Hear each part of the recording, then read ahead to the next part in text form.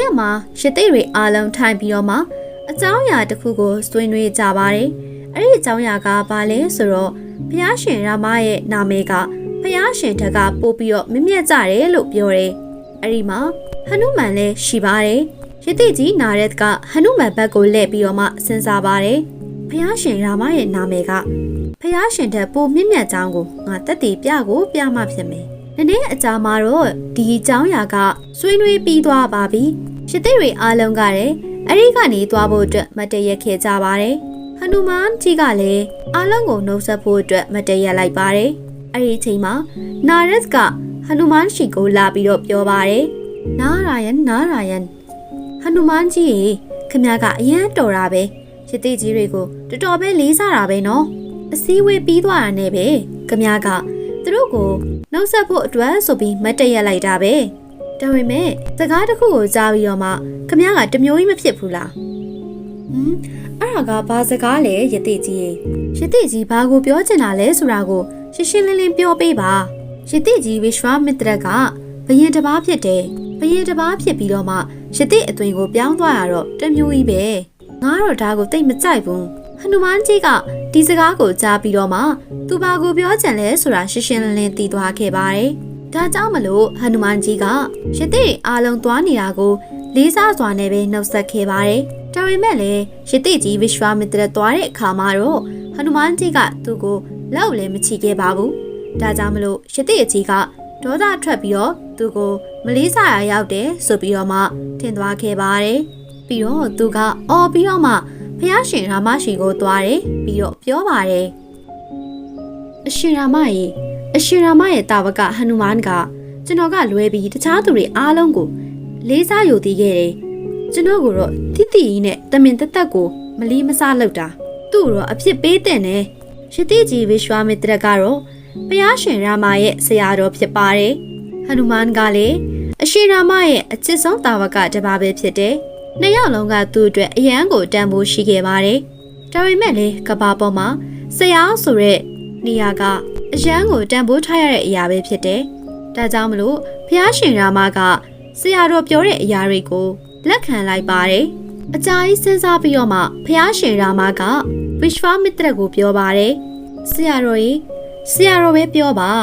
ဒီလိုမလေးမဆလုပ်တဲ့အတွက်ကြောင့်မလို့သူ့ကိုဘာအဖြစ်ပေးတင်လဲဒီစကားကိုကြားပြီးတော့မှဝိಶ್ವမitraကတော့အယံကိုဒေါသထွက်သွားခဲ့ပါတယ်သူအော်ပြီးပြောတဲ့အတွက်ကြောင့်မလို့အဲ့ဒီမှာရှင်နေတဲ့လူတွေအားလုံးကလည်းအယံကိုကြောက်သွားခဲ့တယ်ဟနုမန်ကိုတော့တေတံပေးတင်တယ်ပြီးတော့ဒီလိုတေတံကိုလည်း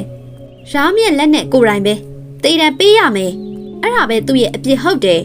ကိုယ့်ရဲ့ဆရာရှိကနေဒီလိုစကားတွေကိုကြားပြီးတော့မှဘုရားရှင်ရာမကအယံကိုအံ့ဩသွားခဲ့ပါတယ်ဟနုမန်ကြီးကအရှင်ရာမရဲ့အယံချရတဲ့သူဖြစ်ပေမဲ့လေဆရာတော်ရဲ့စကားကိုကြားပြီးတော့မှဟနုမန်ကိုပြောတယ်ဟနုမန်ကြီးတင့်ရဲ့လောက်ရက်ကခွင့်လွတ်လို့မရပါဘူးတင့်ကိုတော့တေတံပေးမယ်ဘုရားရှင်ကြိုက်တယ်လို့လုပ်ပါ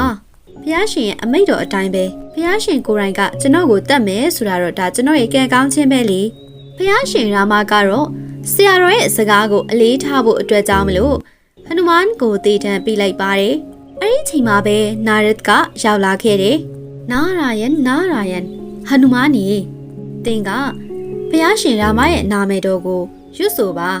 အကေလို့နာမည်ရွတ်ဆိုလိုက်လို့အချိန်တွေပြောင်းလဲသွားရင်ရောဟုတ်တယ်မလားဒါကြောင့်မလို့ဘုရားရှင်နာမည်တော်ကိုသာစက်တိုက်ရွတ်ပါရသေးကြီးနာရတဲ့စကားကိုနားထောင်ပြီးတော့မှဟနုမန်ကြီးကတောရဲသွားပြီးအပင်တပင်ရဲ့အောက်မှာထိုင်ပြီးတော့မှဘုရားရှင်ရဲ့နာမတော်ကိုရွတ်ဆိုပါတယ်ဂျဲရှရီရာအဲ့လိုနဲ့ပဲဟနုမန်ကြီးကတော့ဘုရားရှင်ရဲ့နာမတော်မှာပဲနှိမ့်မျောသွားခဲ့တယ်တစ်ဖက်မှာတော့ဘုရားရှင်ရာမက